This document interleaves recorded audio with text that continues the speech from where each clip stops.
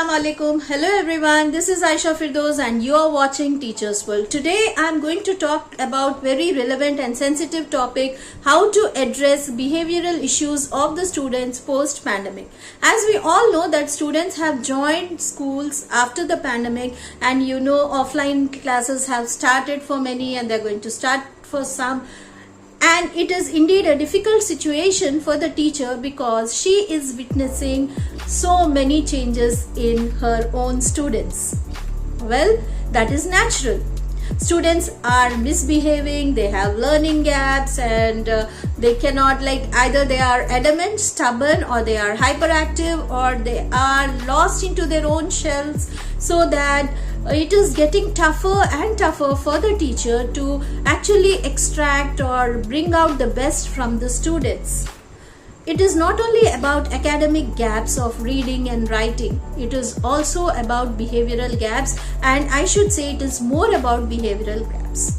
So at this point, I would like to request you to reflect on your own self, like how were you during the pandemic and what all situations you have faced, and what are the moral, emotional disturbances you went through, and how did you manage everything, and till now how are you managing everything. Needless to say that the entire world was in this situation of uncertainty, ambiguity, confusion, not knowing what will happen. Some are jobless, some have lost their loved ones, and it is the financial crisis in the home. And you just imagine the parents of the students who have single parents, then the way they were handling the show.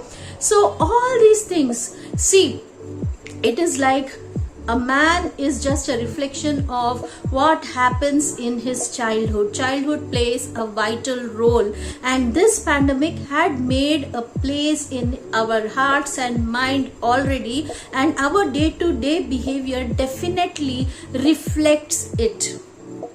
So we as a teacher who is trained, we are trained in our B.Ed. We learnt about Maslow's hierarchy of needs, we learnt about Erickson's 7 stages of consciousness, everything. And now when we see this is the sudden situation wherein the students had to adapt themselves, and now they are coming to school. Now how they have to feel, and what is the environment you are going to create so that they feel connected to the school, they miss the school, they want to come to school. When they come to school, looking at their behavior, if you pass sarcastic comments, or if you are expecting them to bring to behave in a perfect way as if nothing has happened, then our expectation is wrong. We need to empathize. You need to empathize. You might be asking, Aisha ma'am, there are some parents who are spoiling the children. Agreed. Then what? Child is a child. How will you intervene in such situation? How are you going to rope in the parents? How will you take the student into confidence, saying that beta, the way you are behaving is wrong, these are the consequences. We all know that adolescence is a age full of turmoil. Even you were an adolescent once. From 6th to 12th standard, students will behave in a way which you cannot comprehend or resist at times. But these are the millennials, these are the digital natives, these have their own set of principles. We cannot compare that. When I was a child, when my teacher used to say, I would just not move from the place. We can't expect this from our students now. Right? Because they don't have such grounded principles. Who is at mistake? Are we at mistake, or are the parents? Is the environment? There's no blame game at all. But hopefully the teachers are so sensible, so patient, resilient enough that they don't lose strength they don't lose their belief in their students. Right? So build confidence in students. Make them feel connected to you. Give them some leadership roles. If you have an issue with a student who has attitude problem or behavioral tantrums she or he throws around, then after a bit of open communication with that child, you can actually rope that child into some of the decision making processes. Involve the high school into decision making processes. Give them responsibilities. implement house system in your school campus. When they are responsible, then they become accountable as well. They feel that yes, they are taking me as a grown-up individual, and now I can take up this responsibility, and now I can fulfill it. And surprisingly, you see that when the student is actually into the house system and at doing his or her best, they will definitely progress in academics as well.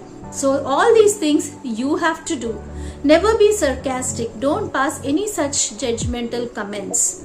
Okay, you have to work from the scratch, and it is in your hands. It is in your hands. I'm telling you, teachers, it is in your hands. It is only with love, care and attention things will change. You want to punish them? Give positive punishment. Positive punishment is not like making them write an imposition for 50 times. What is that? Is that adding any value? Okay, tell them about the consequences. If you are late, this happens. I know it is very easy to say than to handle, but then see, in whichever teaching moment, not only the 40 minutes of the subject which is given to you in the class, take any teaching moment in the campus. Any teaching moment, let it be in the corridor, in the assembly area, in the break time, in late coming, anywhere you take it as a teaching moment, and tell them. High school, you need to tell them about the consequences, what would happen. And we say that don't use phones, don't do this. Even at home we have a problem, right? We are not giving them a substitute. Okay beta, if you are not using this, then am I ready with a backup plan? Am I engaging the child as a teacher? Am I engaging my child as a parent? So when we think this way and we give them with alternatives and come up with such plans, let me tell you, behavioral issues will come down. It's a Herculean task for every responsible member of the society, be it a parent, be it a teacher, for everyone to handle this generation is actually, it takes on our nerves. But then we are not going to succumb and just think in a flipped way. If this generation becomes responsible because of you people, then you see we get such responsible citizens we are giving to the society, or else it would be the vice versa. Having said this, I would like to request all of you, work on building such connect. Engage them. School should be their first preference. Okay, and take care of yourself and your mental health as well. Having said this, signing off, Aisha Firdaus. Happy teaching. Jazakallahu khair.